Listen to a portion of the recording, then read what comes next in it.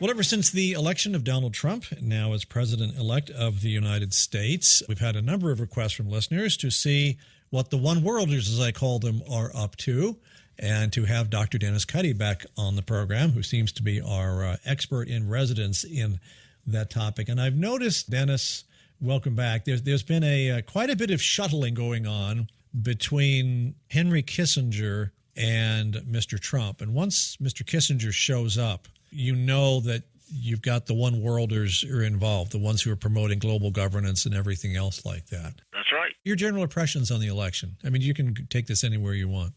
Well, yeah, you're exactly right. When I was in Washington during the Reagan years, there was a saying, personnel is policy. So you watch who people associate with and you watch the money. And there are certain things that you watch and you can figure out where they're going. And today, as we speak, Henry Kissinger is meeting with Donald Trump, but it's not the first time. Kissinger, some months ago, had a private meeting with Trump and Hillary, both.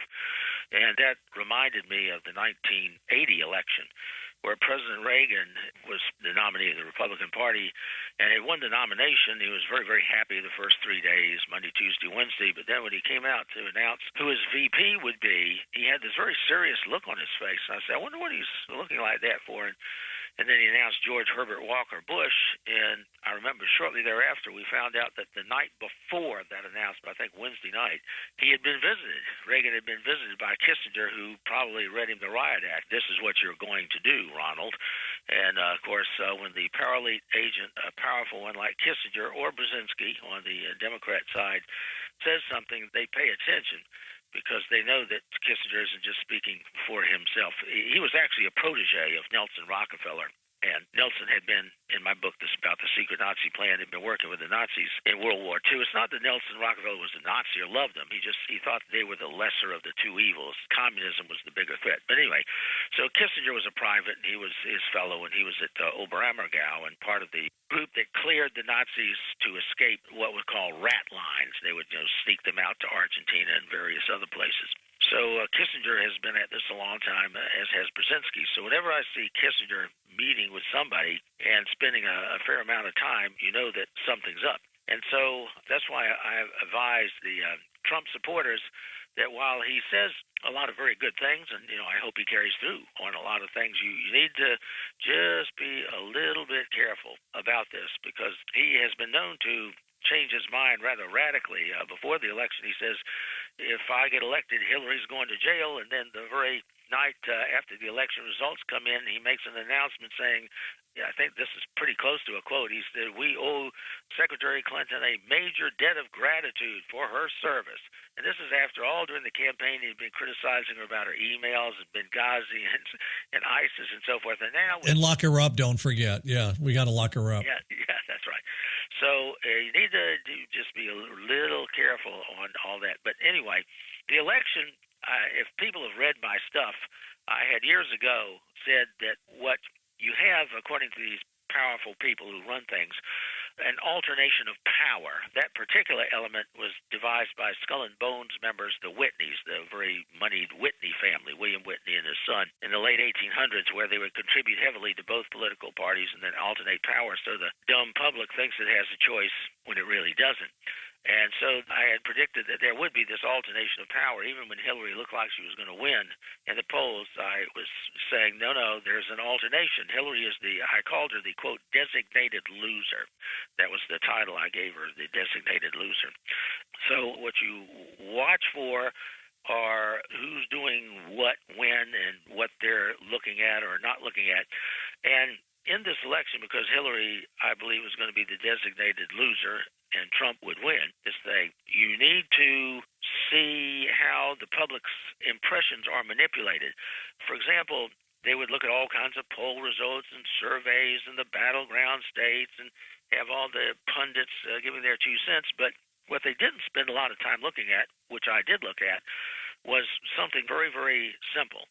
The Democrats were gloating after Trump had all the women come out and accuse him of various activities against them, and so they were beaming and so forth. And this is about 3-4 weeks before the actual election. And so what you do is you look at one particular thing. What you want to see is there some major factor which is rock hard solid over time?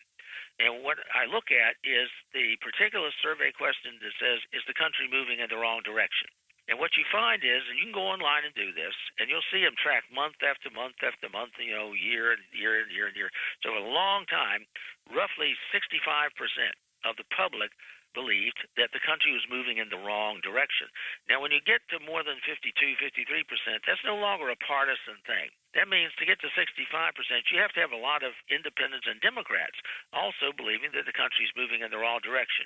And if it's, it's up and down, or they believe that for 2 months, but then they don't believe it, then you can discount it. But when they consistently are about 65% over month after month after month, then the last thing, if you're a Democrat, that you want is what happened. And that was Barack Obama came out about a month before the campaign ended, and he was heavy on the campaign trail in Florida and Michigan and all these key battleground states.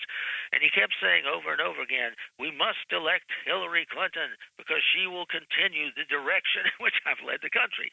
So unless you're a moron, what you obviously would see, but the press doesn't report this, and Rush Limbaugh doesn't report this, is what he was actually telling these people, this 65%, is if you want to continue in the wrong direction, elect Hillary. Well, obviously, the people are not going to do that.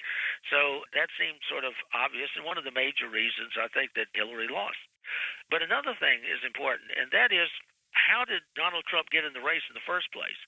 Well, what happened in the spring of 2015 is he had a private conversation with Bill Clinton, and Donald Trump laid out what he wanted to do. Although he had been Democrat in the past and lots of money to Democrats, Nancy Pelosi in the past, and even though he'd taken, pro-choice, pro-abortion sort of decisions in the past and bragged about his adultery, all those things, he told Bill Clinton that what he wanted, and Bill Clinton agreed with this, he wanted to get into the Republican race and rev up the base. He wanted to give the base, the real conservatives, the Tea Party types, the Christian right types, a lot of raw meat, play to them. And so Bill Clinton, analyzed that and encouraged him to get in the race and do that. So why did Hillary lose then? To some extent, the reason Hillary lost is because of her husband, Bill Clinton, giving this advice, and to Barack Obama sweeping in the last month and snatching defeat from the jaws of victory for her. So those are the types of things that I looked at during the election. And so now you have the Republicans making basically the same sort of mistake. They're gloating and happy as can be, and we got our candidate in, and we defeated that bad Hillary Clinton, and we have 60% of the governorships, state houses in the U.S. Senate and U.S. House, and we've got it made, and this is it. The Democrats are finished. But I don't look at that. What I look at is what unique feature of this campaign signals what the future will be. And what the Republicans ought to be looking at and be scared to death of is the huge number of millennials, those young adults, who turned out for Bernie Sanders, an outright socialist, not just a liberal, but an outright socialist. Now, if you figure after 4 or 8 more years, that segment of the population is going to be an even greater percentage of the voting public.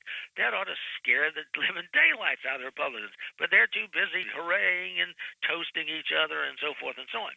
And what they should be doing, and which they never do, and, this is not only the press and the Wall Street Journal, but, Hannity and Limbaugh and the rest of them, they spend a whole lot of time talking about the economy or taxes or foreign policy or emails or, whatever. But they spend precious little time on what actually caused us to come to this position in our history, where all of these young people are willing to vote for an outright socialist. I mean, that is a revolutionary change in attitude. And they don't look at what's going on in the schools. I mean, they'll say, return the schools to the states, and they're being propagandized, and then they're back to, taxes and the economy and foreign affairs and ISIS and so on. And those things are important. But I can't remember a time when Rush Limbaugh spent his program on, okay, here's what's going on in the schools and how we have to stop it. Or here's what's going on in the culture and the specific examples, and here's why we have to stop it. Where did it come from? What can we do? And so on. They're uncomfortable or whatever it is with that. But that's what they really should do. They should look, for example, at the schools. They should look at John Dewey, who was with a group called the Intercollegiate Socialist Society. They should look at how Dewey is the father of progressive education and how most teachers praise Dewey. Most teachers in the public schools praise Dewey. Oh, yeah, it's a great guy. He wrote in a book called Individualism, Old and New in 1929 that we were going to have socialism. He said we may call it liberalism, but it's going to be socialism. And that's where they were directing the country. And they explained how they would do it. They would have evolution, for example, in the schools. And they wouldn't teach the scientific evidence for and against it. They would just teach the scientific evidence for evolution. They deliberately leave out scientific evidence against evolution. It's all part of a plan. He rarely looks at the NEA, the National Education Association, and the Republicans rarely look at the tremendous impact. I wrote a book called The Grab for Power about the NEA, and I would put in there quotes about they wanted a world government. And then in 1973, their president of the NEA said that by the year 2000, they were going to get the basics, reading, writing, math, the basics, which would now, at that time, 73, occupied most of the school day. They were going to cut that back to just 1/4 the school day so that they could rise to their true calling, which was to be philosophical change agents. Now, that's the head of the NEA. They're going to decimate the schools in terms of the basic reading, writing, math ability of the students. And they were going to do that on purpose, cut it from most of the day to just 1/4, and then switch to changing the youngsters' values. That is a tremendous sea change that they should have looked at very carefully. Outcome-based education in the 80s. They don't look at that and how that was destroying the concept of a complete education. Outcome-based education said we're going to cover fewer subjects, but we're going to cover it in more depth. Well, there's consequences to deleting all kinds of things in education, like leaving out the Civil War or something like that. And then more recently, it's Common Core. They don't spend a lot of time. The people in the know, the Republican establishment people, the talk show hosts, they don't spend a lot of time on what Common Core is. Where did it come from? Who's involved? What's their plan? How they're actually developing it as a means of destroying private schools, Christian schools, home schools, because they're aligning it, as we speak, aligning the SAT, which is what David Coleman, the Rhodes Scholar, who's the biggest promoter of Common Core, is doing. He's aligning the SATs with Common Core. So if you're in the state of Idaho or Oregon or wherever you are, it doesn't matter that you say, oh, I don't like Common Core, I'm going to reject it.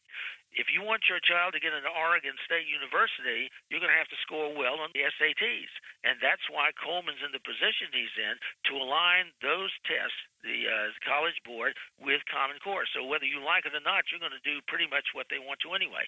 They spend very little time on that. They spend little time on the Department of Education. I've written articles that have been nationally syndicated on how you get rid of the department. And what I usually do against the left is I use their own arguments and turn it against them. Like on forced busing, I say, you people on the left, you are actually the ones discriminating against minorities, and then I show it. And so in terms of abolishing the Department of Education, I actually play the teacher against the bureaucrat. You appeal to the teachers and say, look, you teachers, you know where learning occurs and achievement occurs. It occurs with you in the classroom and the student in your interaction.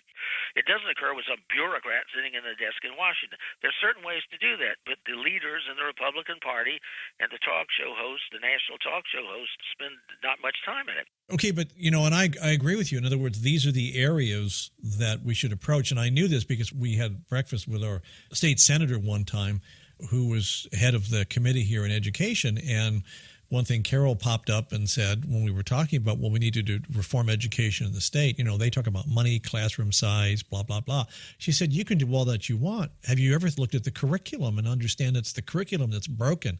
And he just sort of stared at her like this had never occurred to him before. Right. That the curriculum is broken. So if that's the case, where are we headed then as a country? Because about the time those millennials start to vote this massive socialism in, guess what? We're out of money. I mean, flat broke out to the point it'll be at a crisis level. That's right. It's all planned. So what will happen after that then? Well, what the power elites, as I call them, they create these crises. And so, as you said, the curriculum is broken. The colleges of education are broken. They have devices for dealing with parents who object to them. And they form committees and delay and all this sort of stuff. And even if you remove somebody bad, they have to go through the accreditation and certification that the previous person was doing. So that system is locked up. So I encourage people to, try and, returning it, as Trump says, to the state level. But you got to recognize when you turn it to the state level, most state superintendents of education are very supportive of the NEA, and they've gone through the same